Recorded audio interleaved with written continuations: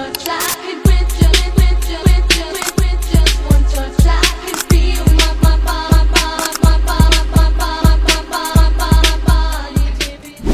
Halo semuanya, selamat datang di video edukasi kami. Pada video kali ini kami akan membahas tentang kesalahan penggunaan bahasa Indonesia di ruang publik. Kesalahan penggunaan bahasa Indonesia sering kita temukan di sekitar kita. Mulai dari poster, banner toko, dan postingan sosial media. Mungkin banyak orang yang menganggap hal ini tidak penting, tetapi kesalahan dalam bahasa Indonesia bisa mengakibatkan hal fatal dalam komunikasi. Apalagi ruang publik dapat dilihat oleh banyak orang setiap harinya. Jika kesalahan penggunaan bahasa Indonesia di tulisan sering dilihat oleh masyarakat, maka masyarakat tersebut akan melihat bahwa tulisan itu benar, padahal tulisan itu salah. Oleh karena itu, penggunaan bahasa Indonesia di ruang publik sangat benar. Untuk pembahasan lebih lanjut, kita akan mewawancarai dua orang narasumber. Selamat menonton. Sebelum mendengarkan pendapat narasumber, kita perlu mengetahui bahwa ruang publik mencakup tempat atau media yang dapat diakses oleh banyak orang, seperti jalan, pusat perbelanjaan, sekolah, hingga media sosial. Karena dapat dilihat oleh banyak orang, penggunaan bahasa Indonesia harus sesuai dengan kaidah yang baik dan benar, agar informasi yang diberikan mudah untuk dipahami. Namun, masih banyak kesalahan terhadap penulisan, penggunaan kata tidak baku, dan bahasa asing yang berlebihan. Mari kita simak pendapat narasumber kami. Halo Amal, terima kasih sudah menjadi narasumber saya pada video kali ini. Apakah kamu sering menemukan tantangan dan kesalahan pada bahasa di ruang publik? Kalau nemuin sih pasti banyak banget ya, apalagi kayak di media promosi itu kadang sering banget nemuin hal-hal yang ejaannya kadang kurang benar gitu. Contohnya seperti apa? Kayak misal nih, sekarang sering banget di pamflet-pamflet itu pakai kata bestseller. Kayak itu kan kadang nggak mencerminkan bahasa Indonesia yang baku juga ya, lebih memilih bahasa asing gitu.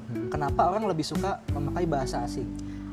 Kalau menurut saya sendiri, orang-orang tuh di media promosi lebih sering menggunakan bahasa asing tuh mungkin karena dinilai lebih terlihat modern atau lebih terlihat mengikuti zaman mungkin ya. Selain bahasa asing nih, menurut kamu kesalahan apa lagi sih yang biasanya orang-orang lakukan?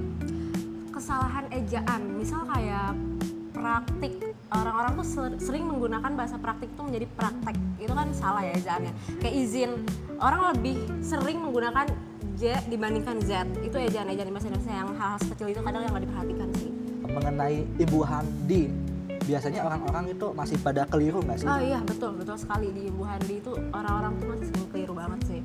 Kayak harusnya ya, misal Ibu Handi itu dipisah harusnya. Kalau misal menyebutkan tempat kayak di sekolah, di kantor, itu harusnya dipisah. Kecuali imbuhan-imbuhan seperti di mana, itu kan harus digabung lah. Dampaknya apa sih kalau dibiarin terus? Orang pasti bakal nganggap itu hal normal dan bakal normalisasiin dan nganggap itu hal benar karena terlalu banyak dinormalisasikan sih. Solusi apa yang cocok untuk rakyat Indonesia ini, penggunaan bahasa Indonesia di ruang publiknya ini bisa menjadi lebih baik? Menurut saya sih kita ya sebagai manusia-manusia yang membuat pamflet nih ke depannya mungkin bisa lebih memperhatikan ejaan yang akan kita buat sebelum kita publikasikan ke ruang publik mungkin ya, karena itu kan akan dibaca banyak orang. Oke, baik, terima kasih atas waktunya telah menjadi narasumber saya pada kali ini. Dari penjelasan Amal, kesalahan yang sering ditemukan adalah kesalahan penggunaan kata yang tidak baku, kesalahan ejaan, dan kesalahan penulisan imbuhan. Contohnya seperti dijual yang seharusnya dijual, dan antri yang bentuk bakunya adalah antre. Kesalahan yang terus dibiarkan dapat membuat masyarakat terbiasa menggunakan bentuk yang tidak sesuai. Halo Faril, terima kasih sudah bergabung pada saya di video kali ini. Baik, saya ucapkan terima kasih juga kepada Cesta telah mengundang saya sebagai narasumber pada hari ini. Nah, menurut kamu, apakah penggunaan bahasa Indonesia di ruang publik saat ini sudah baik dan benar? Menurut pandangan saya, penggunaan bahasa Indonesia di ruang publik untuk saat ini masih kurang baik dan benar.